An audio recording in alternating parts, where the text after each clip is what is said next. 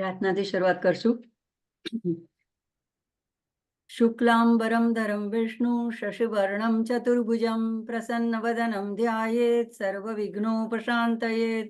સરસ્વતી નમસ્તુભ્યં વરદે કામરૂપિણી વિદ્યારંભમ કરિષ્યામિ સિદ્ધિર્ભવતુ મે સદા. ગુરુર્બ્રહ્મા ગુરુર્વિષ્ણુ ગુરુર્દેવો મહેશ્વરા ગુરુર સાક્ષાત પરબ્રહ્મ તસ્મૈ શ્રી ગુરવે નમઃ. ईश्वरो गुरुरात्मेति मूर्तिभेदविभागिने व्योमवद्व्याप्तदेहाय दक्षिणामूर्तये नमः. सदाशिवसमारम्भां शङ्कराचार्यमध्यमाम् अस्मदाचार्यपर्यन्तां वन्दे गुरुपरम्परा.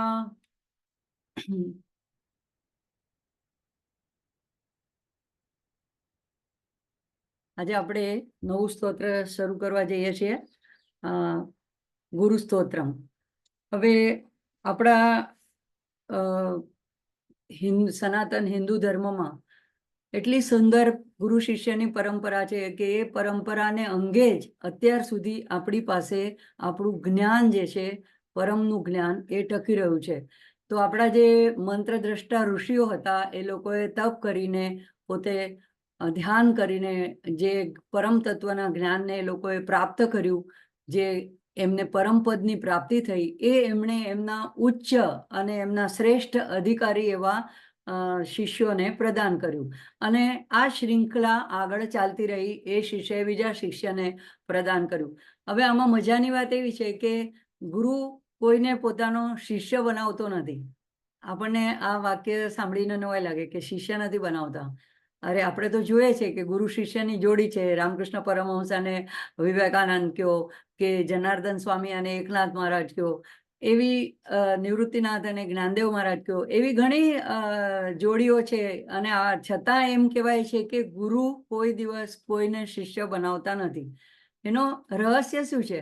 તો ગુરુ જે છે એ પોતાના જેવા જ બનાવી દે છે, બલકે સવાયા પણ બનાવી દે છે. એટલે જેમ કે એમ કહેવાય છે કે ઘણીવાર ગુરુને પારસમણીની ઉપમા આપવાની હોય તો એ પણ ઓછી પડે છે. કારણ કે પારસમણી શું કરે છે? એક તો પહેલા લોઢું હોવું જોઈએ, અને એ લોઢાને સોનું બનાવે. પણ સોનું એ પાછું તો જડ જ છે, એના કઈ ગુણધર્મમાં કઈ ફેરફાર નથી થતો. એટલે કે ભારે હોય છે તો ભારે જ રહે છે. તો અને પણ એ સોનું પાછું બીજા કોઈ લોઢાને સોનું બનાવી નથી શકતો. એટલે એનામાં પારસમણીના ગુણ નથી આવતા. એટલા માટે ગુરુને પારસમણીની પણ ઉપમા અધૂરી પડે છે. એટલે ગુરુને કહેવામાં આવે છે કે એના જેવી કોઈ ઉપમા આપી શકાય એવી જ નથી. તો એ પોતાની જેવા સમાન બનાવી દે છે. એટલે એ વ્યક્તિ પણ જાણે કે બીજો પારસમણી બની જાય છે. એ પોતે પણ પછી બીજા પોતાના શિષ્યને એવું જ જ્ઞાન પ્રદાન કરી શકે છે. હવે આવી જે એક સુંદર પરંપરા છે, એને અંગે આ બધા સ્તોત્ર આપણા સુધી ઉપલબ્ધ થયા છે. અને એમાં આ ગુરુ ગીતા જે છે એ એક શૂરમોર જેવું છે. કારણ કે સ્કંદ પુરાણમાં વ્યાસજીએ આને ગ્રથિત કરીને રાખ્યું છે ઉત્તરખંડમાં. એમાં પાર્વતીજીનો અને શિવજીનો, ઉમા મહેશનો સંવાદ છે.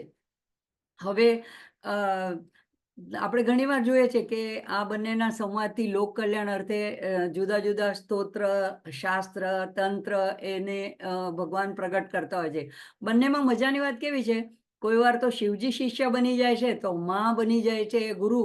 તો આપણે જેમ કે ચંડીપાઠનું પહેલું જો સપ્તશ્લોકી દુર્ગા છે, એમાં શિવજી પૂછે છે કે કલિકાળના લોકો માટે એવું કયું રહસ્યમય એવું સ્તોત્ર છે? તો માં 7 શ્લોકોનું દુર્ગા સપ્તશ્લોકી દુર્ગા બતાડે છે. અને કોઈ વાર માં બની જાય છે શિષ્ય, તો ભગવાન કહે છે કે શૃણુ દેવી પ્રવક્ષ્યામી એમ કરીને કુંજિકા સ્તોત્ર કહે છે, દેવી ખડગમાલા સ્તોત્ર કહે છે. તો એવી જ રીતે આ ત્રીજું જે છે અત્યારે આપણે જોઈ રહ્યા છે ગુરુ સ્તોત્રમ, એ પહેલા આપણે બે જોઈ લીધા છે. તો એમાં બન્યું કેવું કે બધા શાસ્ત્રોની શરૂઆતમાં સૂતજી એક સંવાદ સત્ર લેતા હોય, જ્યાં બધી જ્ઞાનની ચર્ચાઓ થતી હોય, જ્યાં બધા ઋષિમુનિઓ, મહર્ષિઓ, જિજ્ઞાસુઓ, એ બધા સંતો ભેગા થયા હોય, અને બધા મળીને સૂતજીને પ્રશ્ન પૂછે છે અને એને પોતાની જિજ્ઞાસાનું સમાધાન કરાવે છે. તો ત્યારે એ લોકો આપણી બધાની પણ રોજની જીવનની જે સમસ્યા હોય છે એને જ લૌકિકને લઈને જ એ લોકો આવા પ્રશ્નો કરતા હોય છે. એનો અર્થ એમ નથી કે લોકો અજ્ઞાની હોય છે, પણ આને લીધે જગતમાં જ્ઞાન પ્રગટ થાય. તો આપણી પણ બેઝિક જે છે 3 સમસ્યાઓ, એક તો આપણે સૌ સુખ ઈચ્છીએ છીએ એટલે આપણું દુઃખ નિવૃત્તિ થાય, ક્યારે કોઈને દુઃખ આવે નહીં, તો સૌથી પહેલું દુઃખનું સમાધાન થવું જોઈએ. બીજું કે આપણે બધી વસ્તુ જાણવાની ઈચ્છા હોય છે એટલે આપણને જ્ઞાન પ્રાપ્તિ, અને એમાં સર્વોચ્ચ જ્ઞાન પરમ જ્ઞાન પ્રાપ્તિની આપણી ઈચ્છા હોય છે. અને ત્રીજું કે એવું જ્ઞાન પ્રાપ્ત કર્યા પછી સંસારમાંથી આપણે પાછું કર્મબંધન થઈને અહીંયા જન્મ મૃત્યુના ચક્રમાં આવવું ન પડે, એનાથી આપણે છૂટી જઈએ, એ સૌની અંતિમ મોક્ષની ઈચ્છા હોય છે.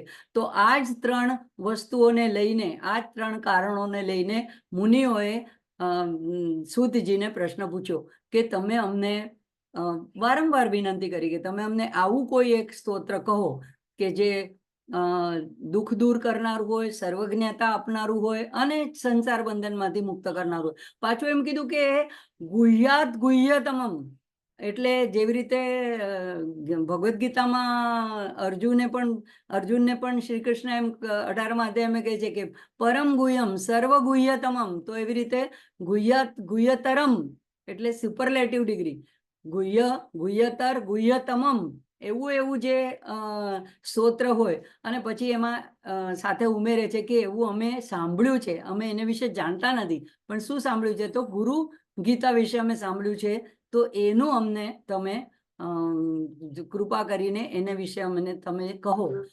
હવે જ્યારે વારંવાર વિનંતી કરે છે ત્યારે સૂતજી એમ નથી કહેતા કે હા ચલો સાંભળો હવે હું તમને કહું છું. ના, તે આ લોકોની બધાની એવી નમ્રતા હોય છે કે હું કહું છું, મારા દ્વારા કહેવાયું છે એવું નહીં, એમણે જે પહેલેથી જાણ્યું હોય. એટલે એ વાત કરે છે કે આવો જ પ્રશ્ન પહેલા પૂર્વે કોણે કોને કર્યો હતો, એમ કરીને વાતની શરૂઆત કરે છે. તો એમાં કહે છે કે કૈલાશ પર્વત ઉપર એકવાર આવી જ રીતે સુંદર મજાના કલ્પવૃક્ષો ને એની કુંજોની વચ્ચે એક સુંદર રમણીય મંદિર હતું, અને મંદિરની અંદર શિવજી બરાબર મધ્યમાં બેઠા હતા, અને આજુબાજુ બધા મુનિગણો એને ઘેરાઈને બેઠા હતા, અને બધા એને ચર્ચા કરી રહ્યા હતા, પોતાના પ્રશ્નોના સમાધાન કરી રહ્યા હતા, અને શિવજી એમને ઉત્તર આપી હતા. એટલે મુનિઓ વારે વારે શિવજીને પ્રણામ કરતા હતા. હવે પાર્વતી માએ જોયું કે વચ્ચે વચ્ચે વારંવાર શિવજી પણ કોઈકને પ્રણામ કરે છે. હવે એ વાતથી એમને બહુ આશ્ચર્ય થયું કે ભગવાન શિવજી તો બધાના પ્રણામને પાત્ર છે, પ્રણામના આશ્રય સ્થાન છે, એ તો બરાબર, પણ એ કોને પાછા પ્રણામ કરે છે, વંદન કરે છે, નમસ્કાર કરે છે? એટલે એમણે એકદમ નમ્રતાથી પાર્વતીજીએ શિવજીને પૂછ્યું કે ભગવાન તમે તો દેવાધિદેવ છો, પરાત્પર છો, જગન્નાથ છો, તમને બધા વંદન કરે છે, દેવો, અસુરો, માનવો, તમે કોને વંદન કરો છો? આ મારે જાણવાની ઈચ્છા છે. ત્યારે અને સાથે એમ કે છે કે એવું કયું એક સ્તોત્ર છે, એવી કયું મહાત્મ્ય છે. એટલે જ્યારે એમને ખબર પડે છે કે જેમ કોઈ કોને વંદન કરે, આપણાથી જે મોટું હોય, આપણાથી જે મહાન હોય, આપણાથી વડીલ જે હોય, જેને આપણે ગુરુ સમજતા હોઈએ, એની સામે આપણે નમસ્કાર કરીએ છીએ, વંદન કરીએ છીએ. તો એમને થયું કે એમનાથી પણ વધારે એવું પરમ વસ્તુ કઈ હશે, એટલા માટે પૂછે છે કે એવું કોઈ ગુરુ મહાત્મ્ય હોય તો મને જણાવો. જ્યારે વારંવાર વિનંતી કરે છે પાર્વતીમાં, એટલે શંકર ભગવાન એમને કહેવા માટે કહે છે કે તમે મારું જ સ્વરૂપ છો, કારણ કે આપણે જાણીએ છીએ કે શિવ શક્તિ એક છે, બંને અભિન્ન છે. એટલે કે મારું જ સ્વરૂપ છો, એટલા માટે હું તમને આ કહું છું, અને તમે મને ખબર છે કે તમે લોક કલ્યાણ અર્થે આ પ્રશ્ન પૂછ્યો છે, એમ કરીને શરૂઆત કરે છે. હવે એના ખરેખર તો છે 214, અને કોઈ જગ્યાએ એનાથી પણ વધારે, 300થી પણ વધારે કોઈ બીજા. આમાં શું હોય છે કે એક સ્કંદ પુરાણમાં એક ગુરુ ગીતાનો ભાગ આપ્યો હોય, એક ક્યાંક બીજામાં પણ આવ્યો હોય, તો અલગ અલગ સંખ્યા આવે છે. પણ એમાં 3 અધ્યાય આવે છે. પહેલા અધ્યાયમાં આ બધી પૂર્વ ભૂમિકા આવે છે, અને શિવ પાર્વતીમાં બધા જે પ્રશ્નો પૂછે છે, તો એમાં શિવજી સૌથી પહેલા ગુરુ શબ્દની વ્યાખ્યા કહે છે, પછી ગુરુની સેવા પૂજા કેવી રીતે કરવી જોઈએ, શા માટે કરવી જોઈએ, એનું ફળ શું છે, પછી એમાં પરમ તત્વ પરમ શિવની વચ્ચે અને ગુરુ તત્વની વચ્ચે અભેદ છે, એટલે કે જે પરમ શિવ છે એ જ ગુરુ તત્વ છે, અને જો ગુરુ નારાજ થઈ જાય તો શિવજી પણ બચાવી નથી શકતા. પછી યોગી, તપસ્વી, ઋષિ, સિદ્ધ, દેવતા, ગંધર્વ, પિતૃ, યક્ષ જે પણ હોય, એ જો ગુરુ સેવાથી વિમુખ હોય તો એ લોકોને મુક્તિ મળતી નથી. આવું પહેલા અધ્યાયમાં શિવજી કહે છે, એના અમુક શ્લોક છે. પછી બીજા અધ્યાયમાં ગુરુ કૃપા થાય તો એનું ફળ શું છે, અને ક્યાં સુધી ગુરુનું સ્મરણ કરવું જોઈએ અને એમનું શરણ લેવું જોઈએ, પછી એની ગુરુની અવહેલના કરે, એનું અપમાન કરે તો શું થાય, કઈ રીતે ગુરુનું અપમાન થાય. તે દાખલા તરીકે આપણે ગુરુના આશ્રમમાં ગયા હોય અને સામે ગુરુ બેઠા હોય અને પગ લાંબા કરીને કોઈ કે ભલે ગૂંઠણનો દુખાવો છે કે જે પણ છે, પણ પગ લાંબા કરીને બેસે તો એ અપમાન ગણાય છે. આવી રીતે ઘણી નાની નાની બાબતો હોય છે કે ગુરુને તુકારે બોલવાનું, ગુરુના નામથી બોલવાનું, ગુરુની સામે જોરથી હસવાનું, એવી એવી નાની નાની ઘણી બાબતો છે કે જે આપણને અજાણતા પણ આપણો ગુરુથી અપરાધ થઈ જાય છે. તો એવી અપમાન અવહેલના ન થાય એટલા માટે એનું પણ જ્ઞાન શિવજીએ પાર્વતી માને આપ્યું છે કે એટલે એ દ્વારા આપણા સુધી એ જ્ઞાન આવ્યું છે.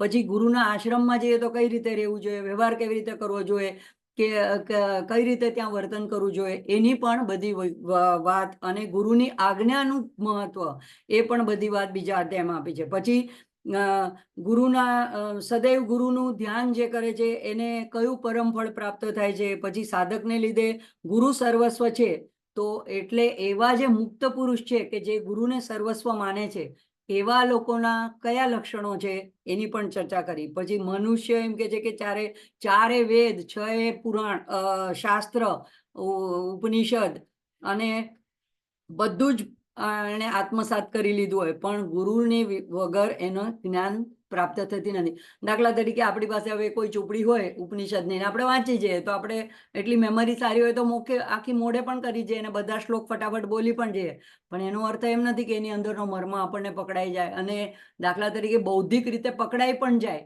તો પણ એવું જરૂરી નથી કે એ આપણને અનુભવમાં આવી જાય, આપણે આત્મસાત કરી લઈએ. એટલે એના માટે આપણને ગુરુની આવશ્યકતા પડે છે.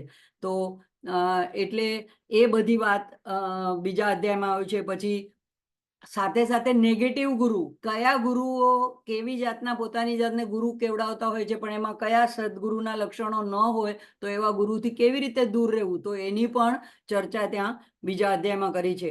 અને પછી ગુરુ ગીતાના પાઠનું મહત્વ કેટલું, કે ફક્ત પાઠ કરવાથી શું મહત્વ થાય છે. અરે જો એક જ એમાં શ્લોકની વાત કરું, 135-34 શ્લોક છે કે એમાં એમ લખ્યું છે કે આવો જે પવિત્ર જ્ઞાનવાન વ્યક્તિ હોય એ જો ગુરુ ગીતાના પાઠનો જપ કરતો હોય તો આપણે ભલે ન કરતા હોય, એ વ્યક્તિ કરતો હોય અને આપણને ખબર હોય કે આ ગુરુ ગીતાના પાઠનો જપ કરે છે અને પવિત્ર વ્યક્તિ છે, તો એના દર્શન માત્રથી, એના સ્પર્શ માત્રથી પણ પુનર્જન્મ પ્રાપ્ત થતો નથી. આટલું મોટું મહાન ફળ ગુરુ ગીતાનું આપેલું છે. અને ત્રીજા અધ્યાયમાં તો પછી ગુરુઓના 7 પ્રકાર પણ આપ્યા છે કે આપણે શું છે, જેને તેને ગુરુ પૂનમ આવી એટલે બધાને જ ગુરુ સમજી લે, શિક્ષકને પણ ગુરુ સમજી લે, જેની પાસેથી કાંઈ પણ જાણવા મળે એને આપણે ગુરુ કરીએ છીએ. અને કોઈક વાર તો આપણે લોકો સામાન્ય મજાકમાં, અરે તું બહુ મોટો મને ગુરુ બેસી ગયો, એવી રીતે સુંદરકાંડમાં પણ રાવણ હનુમાનજીને કહે છે કે તું મને બહુ મોટો બળ જ્ઞાની એવો ગુરુ મળી ગયો, એટલે તારું આવું જ્ઞાન તું તારા જઈને રામજીને જ કહેજે. તો આવા અર્થમાં પણ ગુરુ શબ્દ વાપરતા હોય છે. તો કયા ગુરુઓના ડિફરન્સ કેટલા પ્રકાર છે અને એમાંથી સદગુરુ, પરમ ગુરુ કોને કહેવાય એની પણ ચર્ચા છેલ્લા ત્રીજા અધ્યાયમાં કરી છે. પણ એમાંથી જે થોડાક નીવડેલા, ચૂઝ કરેલા, પસંદ કરેલા એવા જે શ્લોક છે એની ચિન્મય મિશનમાં પણ પ્રાર્થનામાં ગવાય છે. અને જાગૃતિબેને મને કીધું કે એવું શ્રી શ્રી રવિશંકરની પણ પ્રાર્થનામાં ગવાય છે. તો એવું જે ગુરુ સ્તોત્રમ છે એની અંદર તો મને લાગે છે કે ફક્ત 15 શ્લોક લેવામાં આવ્યા છે અને એમાંના ઘણા ખરા તો ગુરુ ગીતાના જ શ્લોક ઉદ્ધૃત કરવામાં આવ્યા છે.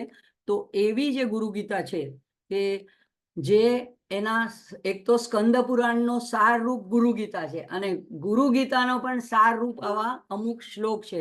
કારણ કે એમાં તો બધી ગુરુ વિશેના બધા જ આસ્પેક્ટ, બધા જ પાસાઓની ચર્ચા ગુરુ ગીતામાં વિસ્તૃત કરવામાં આવી છે. ગુરુ વિશે તમારે જે જાણવું હોય એના વિશે એ બધું ગુરુ ગીતામાં આપેલું છે.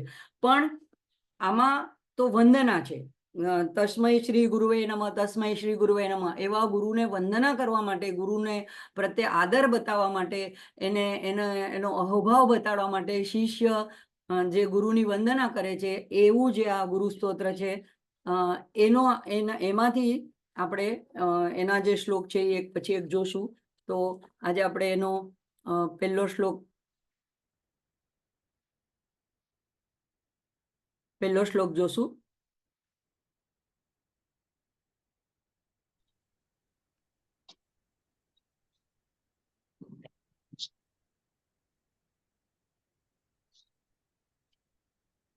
શ્રી ગુરુ સ્તોત્રમ.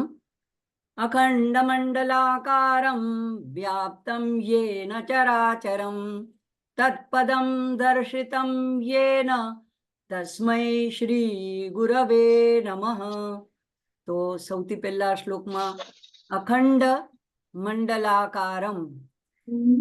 તો અખંડ મંડલાકારમ, આખું અખંડ, આ જે પૂરું વિશ્વ છે એ અખંડ મંડલાકારમ એટલે બ્રહ્માંડ કયો, આખું સૃષ્ટિ કયો, એમાં જે વ્યાપ્તમ, એમાં જે વ્યાપ્ત થયેલું છે એવું, જેના વડે વ્યાપ્ત થયેલું છે એવું ચરાચરમ, ચર અને અચર. તો જેનું સ્વરૂપ એવું છે કે જે અખંડ છે, એટલે કે એના ટુકડા થઈ શકે એવા નથી, અવિભાજ્ય છે, એટલે કે એવું પરમ તત્વ.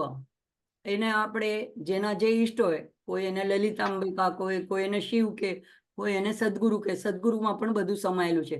તો અહીંયા જે ભક્ત જે પ્રાર્થના કરે છે પોતાના ગુરુની, જે શિષ્ય, એને ગુરુમાં જ એને બધું સર્વસ્વ દેખાય છે. એટલે એમ કે છે કે અખંડ મંડલાકારમાં જે તમે વ્યાપ્ત છે, તમે જ વ્યાપ્ત છો. અને એવું જે તત્વ છે, કારણ કે ગુરુ એક તત્વ છે, ગુરુ એક પર્સનાલિટી નથી, ગુરુ એક વ્યક્તિ નથી. કારણ કે તો પછી જ્યારે ગુરુ સમાધિ લઈને એનું શરીર છે, એટલે જેમ શરીર પંચભૂતનું બનેલું હોય તો એ ક્યારે ને ક્યારે તો ક્ષીણ થવાનું છે ને, ક્યારે ક્યારે એને સમાપ્ત થવાનું જ છે. તો એનો મતલબ કે પછી જાણે કે હવે ગુરુ વગરના થઈ ગયા, તો એવું નથી હોતું. ગુરુ હંમેશા રહે છે, આ જન્મ નહીં, જન્મ જન્માંતર રહે. જ્યાં સુધી આપણને મુક્તિ ના અપાવે ત્યાં સુધી એ આપણો માર્ગદર્શન કરવાનું છોડતા જ નથી, આપણો સાથ છોડતા જ નથી. આપણે અવેર હોઈએ કે ન હોઈએ, એના પ્રત્યે સન્મુખ હોઈએ કે ન હોઈએ, પણ એ અદ્રશ્ય રીતે આપણી ચિંતા કરતા હોય છે અને આપણી રક્ષા કરતા હોય છે. તો એવા જે ગુરુ છે પરમ તત્વ, એની અહીંયા વાત છે કે જેનું સ્વરૂપ અવિભાજ્ય, અખંડ, સંપૂર્ણ રીતે ઉપસ્થિત છે, અને જેમના દ્વારા ચર અને અચર, ચર એટલે જે ચાલી શકે, હરી ફરી શકે, મૂવમેન્ટ કરી શકે, અને અચર એટલે એક જ જગ્યાએ સ્થિર હોય એવા જે પ્રાણીઓ છે એ ચર અને અચર વસ્તુઓ વડે વ્યાપ્ત છે. એવું પરમ તત્વ જેમના દ્વારા તત્પદમ દર્શિતમ યેન, જેમણે મને, જેમના અનુગ્રહથી, જેમના દ્વારા પ્રગટ કર્યું, જેમણે મને બતાડ્યું, તેવા શ્રી સદગુરુને તસ્મૈ શ્રી ગુરુવે નમઃ. હવે જો અહીંયા દર્શિતમ શબ્દ બહુ મહત્વનો છે, કથિતમ નથી, ખાલી મોઢેથી કહેવાયું નથી કે આ કહેવાય છે. જેમ અત્યારે હું જો કહેતી હોઉં તો મારું કથિતમ આવે, કારણ કે હું કોઈને, મને અનુભવ થયો હોય તો હું બીજાને અનુભવ કરે છે. એટલે આપણે બધા sailing in the same boat, કે આપણે આવી પ્રાર્થના દ્વારા સદગુરુની પ્રાર્થના કરીએ છીએ કે તમે પણ અમને પણ આવું એક પરમ તત્વનું બોધ કરાવો જે અખિલ બ્રહ્માંડમાં વ્યાપ્ત છે. તો ગુરુ શબ્દનો આમ અર્થ શું થાય? આપણે લઘુ અને ગુરુ કહે. ગુરુ આપણે ભારે માટે કહેવાય, જે વજનમાં ઘણું વધારે હોય એને આપણે ગુરુ કહેવાય, અને લઘુ એટલે એનાથી નાનું, ઓછું, હલકું.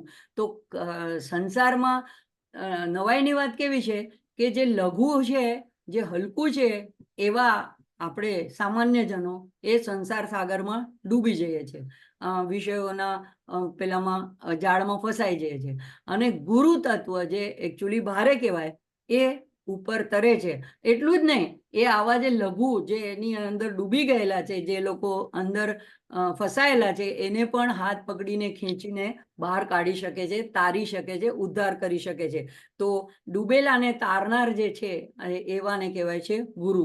અને એ ગુરુ શબ્દ ભલે ગુરુ એટલે ભારી, પણ ખરેખર એમનું સ્વરૂપ કેવું હોય છે? મેં તો મારા સદગુરુને જોયા છે, એ મૃદુ હોય છે, સૌમ્ય હોય છે, શાંત સ્વભાવના હોય છે, કોમળ સ્વભાવના હોય છે, આર્દ્ર સ્વભાવના હોય છે, કરુણા અને પ્રેમથી ભરપૂર ભરેલા હોય છે. એમને કોઈના પર એવું તુચ્છકારથી જોતા નથી, કે કારણ કે બધાની અંદર એ ઈશ્વરના દર્શન કરે છે, એક પરમ તત્વના દર્શન કરે છે. એટલે બહારનું રેપર ગમે તે હોય, અંદરના તત્વનું દર્શન કરતા હોય એટલે એને કોઈના પ્રત્યે વિરોધ હોતો નથી. તો એવું જે તત્વ છે સંપૂર્ણ બ્રહ્માંડમાં વ્યાપ્ત, એને દર્શાવનાર શ્રી ગુરુવે નમઃ એવા ગુરુને અહીંયા વંદના કરવામાં આવી છે. તો આપણને થાય કે આપણે એવું અખિલ મંડલાકારમ તત્વ જાણીને ફાયદો શું થશે? આ તો ગુરુએ કીધું ચલો. અને આપણે ઘણીવાર બધા સ્તોત્રમાં જોઈએ છે કે હા, માં છે એ કણ કણમાં વ્યાપ્ત છે, ભગવાન કણે કણમાં વ્યાપ્ત છે, આખા બ્રહ્માંડમાં વ્યાપ્ત છે. દરેકના હૃદયમાં ભગવાને ગીતામાં પણ કીધું કે હું દરેકના હૃદયમાં હું અર્જુન નિવાસ કરું છું. તો એનાથી આ અખંડ શબ્દથી આપણને શું બોધ થાય છે, તો શું જાણવા મળે? તો આપણે ચિન્મય મિશનના જે સ્વામીજીનું મેં સાંભળ્યું, અને જેને પણ જોતું હશે તો એ મને પર્સનલમાં લખશે તો એને લિંક આપી દઈશ. એમના ચિન્મય મિશનના વિડીયો બહુ સરસ છે. તો એમણે સરસ સમજાવ્યું કે આપણે ખંડ ખંડમાં જીવીએ છીએ. ખંડ ખંડમાં એટલે જેમ ગીતામાં કીધું મામકા પાંડવા, આ મારા છે, આ પારકા છે. એમ દરેક વસ્તુમાં આ મારી કોમ્યુનિટીના છે, આ મારો ધર્મ પાળનારા છે, આ મારા દેશના છે, આ મારા વિચારના છે, આ મારા ક્લાસના છે, આ મારા ગ્રુપના છે, અને આ બીજા છે. એમ આપણે દરેક જગ્યાએ ખંડ પાડી દીધો છે. અને એટલા માટે આપણો બધા પ્રત્યે એટલો સરખો ભાવ પ્રેમ હોતો નથી. તો એ દૂર કરવા માટે જે આપણને જ્ઞાનના ચક્ષુ આપે છે, જે આપણને એવું બોધ આપે છે, જે આપણને એવું બતાડી દે છે, પુરવાર કરી દે છે, એવા ગુરુને અહીંયા વાત છે ને એવા ગુરુને નમન છે. તો આપણે ત્યાં સુધી પહોંચવા માટે કઈ રીતે આગળ વધવું જોઈએ? તો નાની નાની વાતમાં એક અઠવાડિયા માટે એક નાની સાધના આપણે લઈ શકીએ. સૌથી નાનું યુનિટ આપણું કયું કહેવાય? તો આપણો ઘરનો પરિવાર. આપણા ઘરમાં જેટલા સભ્યો રહેતા હોય એક છતની નીચે.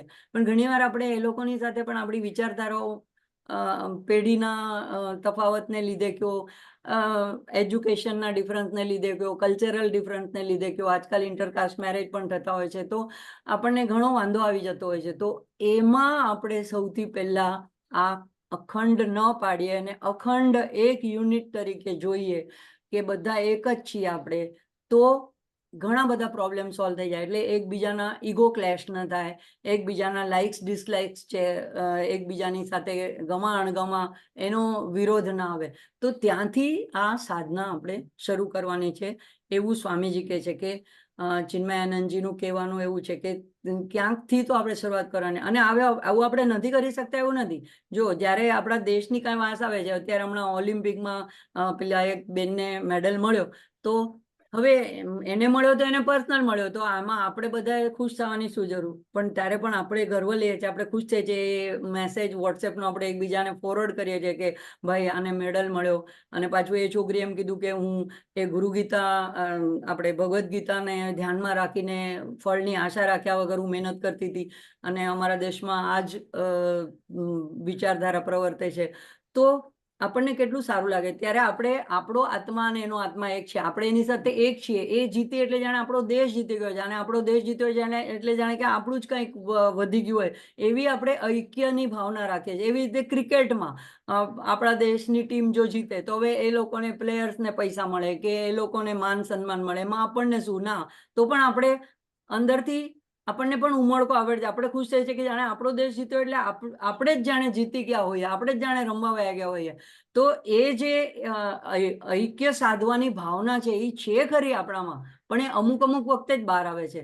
દરેક વખતે બધી જ વ્યક્તિ માટે, બધા જ લોકો માટે, જાતિ, ધર્મ, પંથ એને છોડીને એનો અભ્યાસ કરવા માટે આવા શ્લોકની જરૂર પડે છે અને આવા બોધની જરૂર પડે છે. તો આ જેને માટે આ સાધ્ય છે, તો આપણે માટે આ શ્લોક સાધના રૂપ છે. એટલે આપણે પણ દરેકમાં ક્યાંયથી શરૂઆત કરવાની, આપણા કુટુંબથી, આપણા ઘરના પરિવારથી. અને મોટી ઉંમરમાં તો હું કહું કે બે માણસની વચ્ચે પણ નાની નાની વાતમાં કાંઈ ને કાંઈ મતભેદ પડ્યા કરતા હોય છે. તો એ ત્યાંથી શરૂઆત કરીને એક્સેપ્ટન્સ જેટલું કરીએ, જેટલું સ્વીકાર્ય કરવાની એવી વૃત્તિ રાખે કે હા હશે, જવા દે, અને લેટ ગો એટલે છોડી દેવાની, જતું કરવાની એવી જો વૃત્તિ રાખીએ તો આપણને પણ આ ધીમે ધીમે અખંડ મંડલાકારમનો અનુભવ થશે એવું મને લાગે છે. તો આજે આપણે વધારે શ્લોક નહીં કરીએ, એક જ શ્લોક જોશું. કારણ કે આ તરત આમ બધું પૂરું કરી દેવાનું એવું આમ બધાને આપણે તે દિવસે આનું પઠન લીધું એટલે સંસ્કૃતના શ્લોકનું ઉચ્ચારણ બધાને જ આવડતું હોય છે, પણ એની અંદરનો મર્મ પકડીને આપણે આપણા જીવનમાં ક્યાંક એને સાધના રૂપે અપનાવીએ એ વધારે મહત્વનું છે. અને એને માટે જ આવા સ્તોત્ર ની રચના કરવામાં આવી છે, અને આ એક ગુરુ ગીતાના સાર રૂપ એવું છે સ્તોત્ર. તો ખૂબ સુંદર સ્તોત્ર છે. આજે આપણે એને અહીંયા જ સ્ટોપ થઈશું.